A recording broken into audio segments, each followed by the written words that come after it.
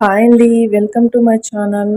ఈరోజు బీరకాయ ఆలు కర్రీ ఎలా చేయాలో చూద్దాం రండి. కావలసిన పదార్థాలు: సన్నగా కట్ చేసి పెట్టుకున్న బీరకాయ, ఆలు, ఆనియన్స్, మిర్చి, టమోటాలు. ఇవన్నీ ఇలా కట్ చేసుకొని ఒక ప్లేట్లో పెట్టుకోండి. తర్వాత ఒక పాన్ పెట్టుకొని అందులో కొద్దిగా ఆయిల్ అనేది వేసుకోండి.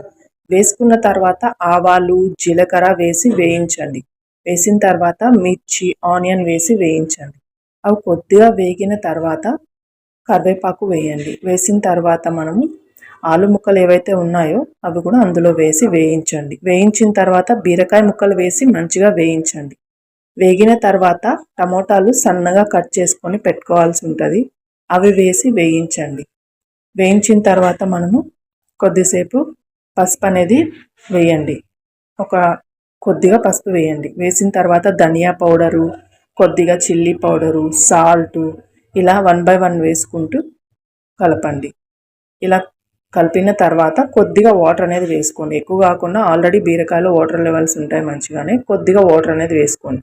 ఉడికిన తర్వాత లాస్ట్లో పల్లి పౌడర్ అనేది వేసుకోండి. రుచికరమైన బీరకాయ కర్రీ రెడీ అవుతుంది. ఇది రైస్ లేక్ కానీ ముద్ద లేక్ చాలా బాగుంటుంది. సమ్మర్ కాబట్టి ముద్ద తినడానికి ట్రై చేయండి. చాలా బాగుంటుంది ఈ కర్రీ అనేది. బీరకాయలు కూడా మంచి వాటర్ లెవెల్స్ ఉంటాయి.